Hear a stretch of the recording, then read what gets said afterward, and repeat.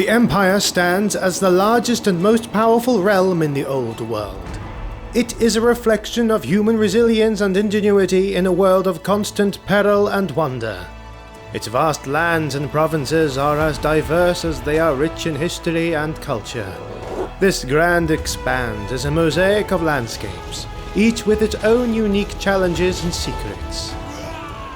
In this episode, we will journey to the rugged and resilient province of Ostland. Known for its dense forests and a culture shaped by constant vigilance against the constant threats from the north.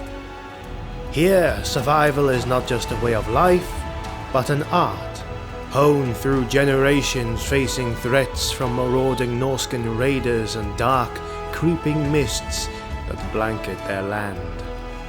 Join me on my mission in Ostland to compile a comprehensive study of the province's flora and fauna, distinguishing between natural and unnatural, as shaped by the chaos corruption that has surely tainted these lands.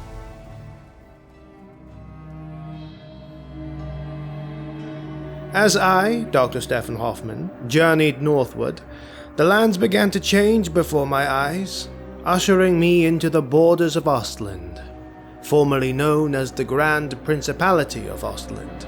This province, a venerable member of the founding electoral provinces of the Empire, stands guard over much of the nation's northern frontier. The deeper I ventured into Ostland, the more I became enveloped by the dense woodlands that dominate the landscape. It is a realm where the air is perpetually heavy with a creeping mist, and the light itself seems hesitant to tread, filtering through the boughs above in narrow shafts that barely touch the forest floor. Here the people have carved out a rugged existence, one that demands respect and resilience in equal measure. They live their lives intertwined with the forest, clearing small patches of land for farming amidst the vast wilderness. The inhabitants of Ostland are as hardy as the land they call home. Their lives are almost a daily test of their fortitude. They keep a watchful eye on the dark depths of the forest, ever vigilant against the creatures and perhaps darker forces that lurk within. Legends abound in Ostland, tales of spirits that roam the woods, and ancient entities whose whispers can be heard in the rustling leaves. With their traditions rooted deeply in the lore of the land, the people of Ostland have much to teach about resilience and the human spirit's capacity to adapt to even the most forbidding circumstances. In my travels, I have come to understand that for the denizens of this province, the reality of conflict is pervasive. Ostland's position on the front lines makes it a realm accustomed to the drumbeats of war.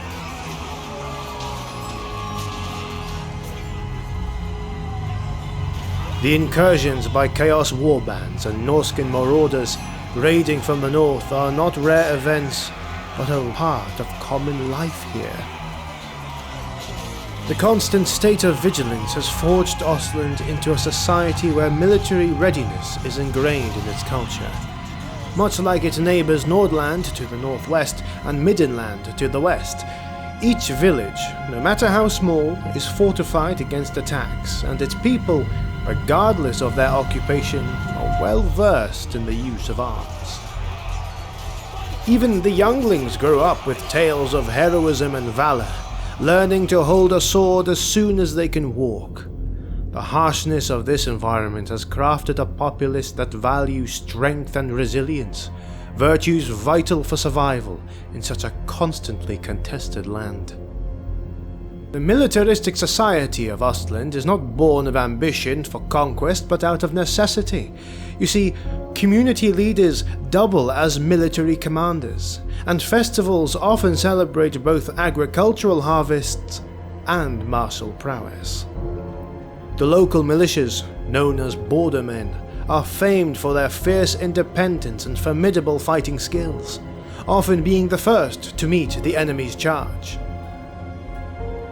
Our festivals here blend the joy of harvest with the clang of sword on shield.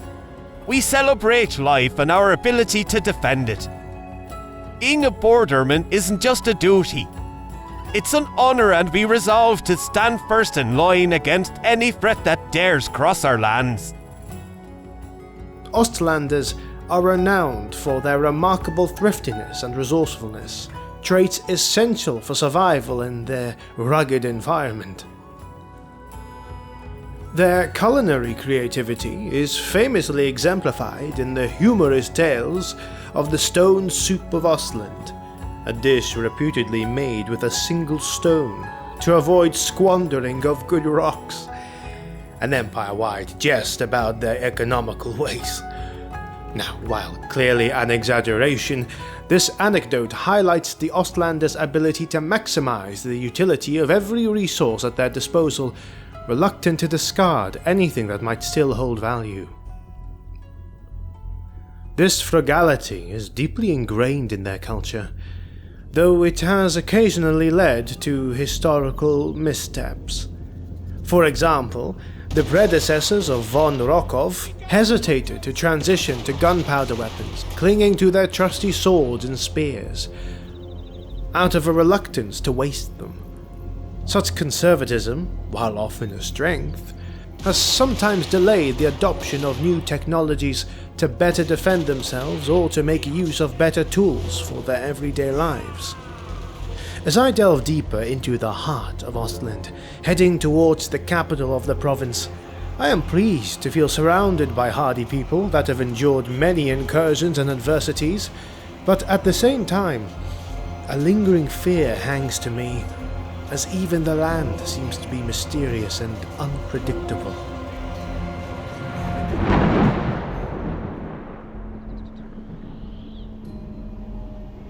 I finally arrived at the capital city, Wolfenburg. Encircled by the ominous yet majestic Forest of Shadows, and nested among the foothills of the Middle Mountains, the city was very different from other capitals of the Empire. Ostland is a land ravaged by war, and at Wolfenburg this is very evident. The city has been invaded more than once by the foul forces of chaos and beastmen, and the marks have even left some areas mutated and twisted to the dark energies that once flew in there. Many people live in camps outside the city, too frightened of what may be lurking in the ruined parts of Wolfenburg. Here I was to begin my mission of cataloguing the natural and the mutated aspects of flora and fauna, as commissioned by the Elector Count of Ostland. A blend of hospitality and wariness was evident in every interaction. They welcomed the pursuit of knowledge, particularly when it promised insights that might protect their lands.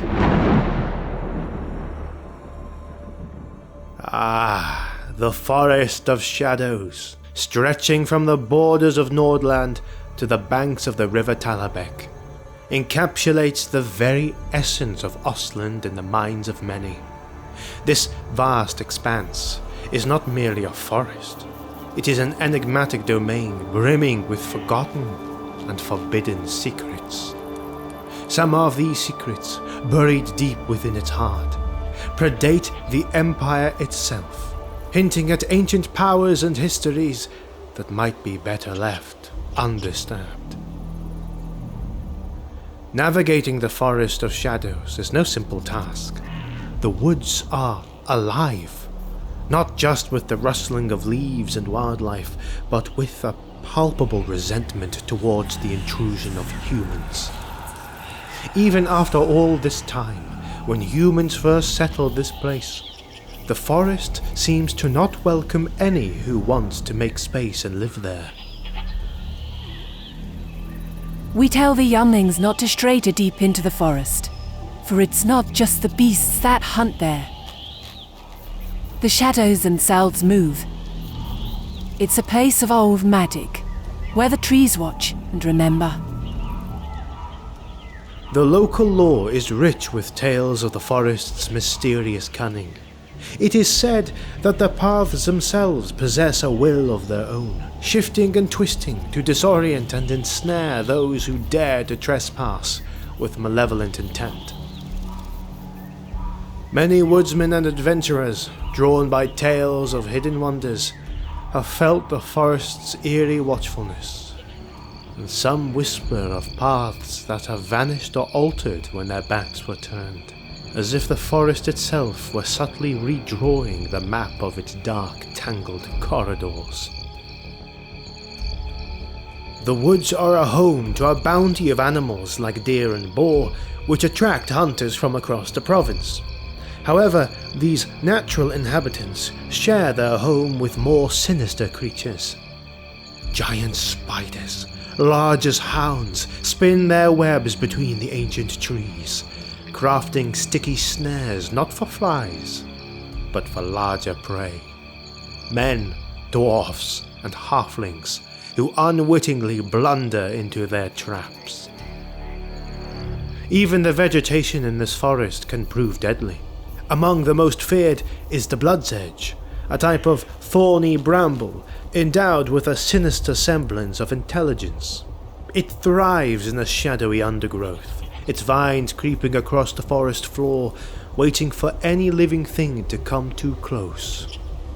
The bloodsedge then ensnares and drains its hapless victims of their blood. Many have died to this unexpected and cruel fate. As this one, many other species are found here. It would be my task for the next few days to classify the different types of flora that exist in Ostland. Now, many of these, I suspect, will be tainted or corrupted in some kind of way or form, as this is the province of the Empire that is in the most contact with the northern tribes of Chaos Marauders, known for their dark rituals and acts of bloodshed that taint the land in the name of the foul Chaos Gods.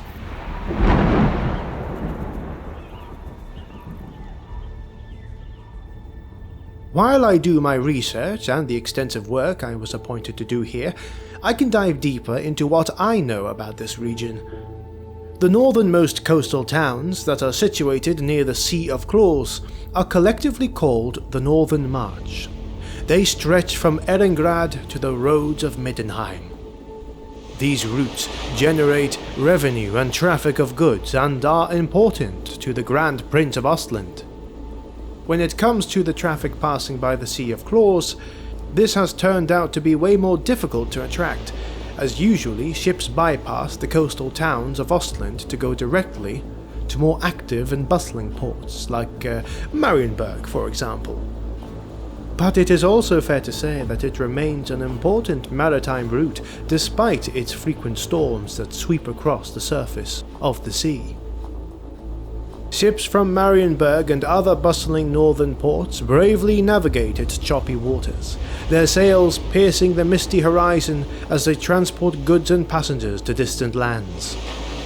The Sea of Claws is in itself a very dangerous place, known for its icy temperatures and tumultuous waves, separating the northern reaches of the Empire from the rugged landscapes of Norscan. The sea bears the notorious reputation of being a haven for pirates, drawn to its isolated waters like sharks to blood. The northern towns along the shores of Ostland are perpetually shadowed by the threat of violence from the sea. Pirate ships and Norse longboats manned by fearsome Norscan raiders frequently descend upon these settlements with brutal efficiency. These marauders come with the crashing of waves, their sudden raids leaving a trail of destruction and bloodshed. They strike swiftly, plundering valuables, capturing townsfolk for ransom or slavery, and retreating into the misty sea before local militias can mount an effective defense. For the people of these coastal towns, the sight of a distant sail on the horizon is a harbinger of potential doom, making their lives a constant balance between the prosperous trade and the ever-present risk of devastating raids. While documenting the peculiarities of Ostland's mutated plant life, I find myself increasingly drawn to the thought of travelling to Nordland next. There I vow to explore the dynamic coastline where the Empire meets the cold embrace of the ocean. The persistent threat of Norscan raids along the northern coastline intrigues me, not merely as a matter of how we defend against these hostile incursions, but as how that marks a profound influence on the very fabric of life in these coastal towns. The raids do not only test the physical fortifications, but also the spirit and culture of the communities that dwell within them, I think.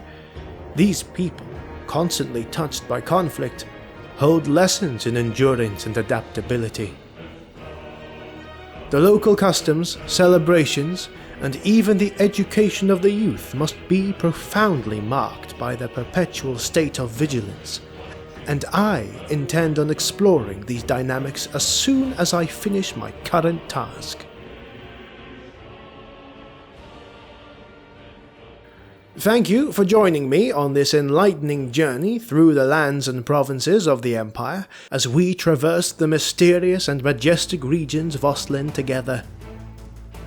If you've enjoyed this exploration, please consider sharing this video with friends and fellow scholars. Spreading the word helps us bring more of these stories to light and continue our exploration to the Empire's farthest reaches.